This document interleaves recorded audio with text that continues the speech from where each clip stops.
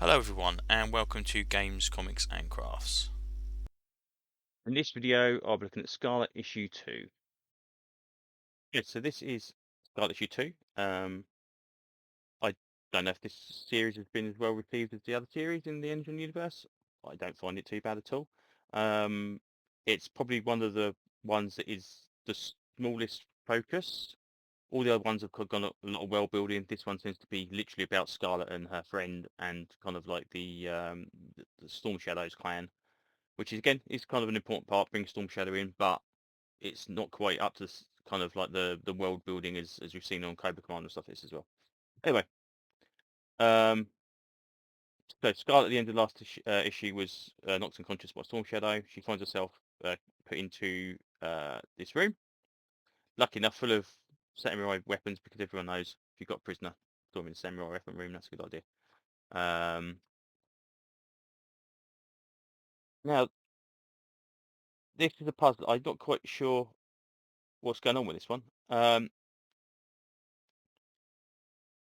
So she's got apparently she's got a little bit concealed in her mouth that they've taken as well. She's got this scar on her side, which apparently she can open up to get a blade out. But how does she open it up when it's already got stitches in it?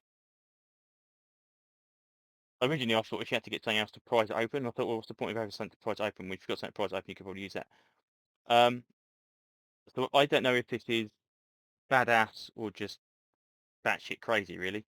It would make probably more sense like it was like a false skin patch stuck to her stomach, and it kind of like you peeled it off rather than going, oh yeah, just go stick. I mean, how much damage does this do inside her as she's jigging around doing kicks and stuff? It doesn't. I don't know. It's crazy. I mean, why make it a bloody razor blade? Why not make it something more high tech, like a knife that folds out, or just a little kind of nano blade or something like that that folds out. These were supposed to be kind of like high tech, but she's got a razor blade in it. Just seemed a little bit basic. But okay, fine. Anyway, she gets herself out of the chair. He's then attacked by Ninja from the clan, who she promptly kicks the ass of. Um, and all in all, the fight seems pretty decent. She kind of picks one off and picks another one off, and she's smashing them with chairs, and she's breaks the glass to the display case, just gets some throw sides out, and they took off with, which is again is just wipe at a display case there. Anyway, then she gets a sword, starts splatting people. Storm Shadow shows up and basically kind of tells her to stop. Um, there's a, we get like a little retro thing where she's talking about throwing off things with Jinx, um, which seems to suggest she's willing to do whatever to kind of get her back, which is kind of what we knew anyway.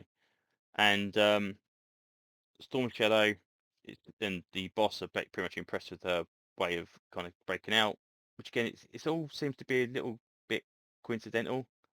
It's like, oh, you do really well. We'll keep you lit. Anyway, um, they basically employ her to attack this building, and there's three towers to this building, and she's supposed to attack the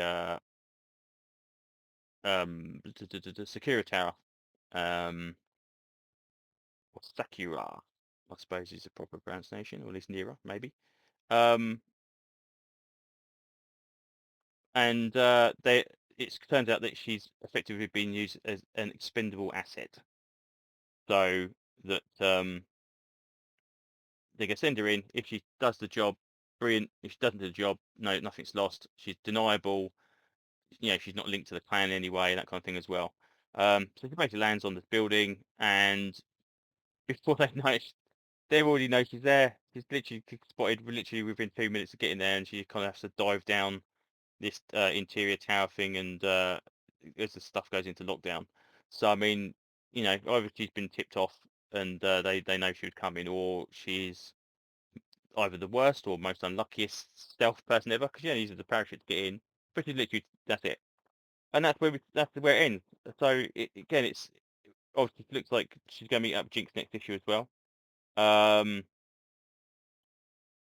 but it's such a we were in such a small microcosm of the kind of the Energon universe that it's weird that they chose this one as a character to do as a miniseries. Like I said before, the idea of having these kind of GI Joe special missions books where we saw like 3 issues of one character, then the 3 issues of another character. That's brilliant. That's a good idea. But with Cobra Commander, Void Rivals, Transformers, and Destro, I mean Destro's a bit early at the moment to see, but we're hoping it's going to be. We're seeing kind of all the groundwork laid in to form GI Joe and Cobra, and this seems to be just like a really kind of tight, mini, kind of like very narrow story, and yet they chose to put it out as a second miniseries. I just find that an odd choice. I think it would have been better further up.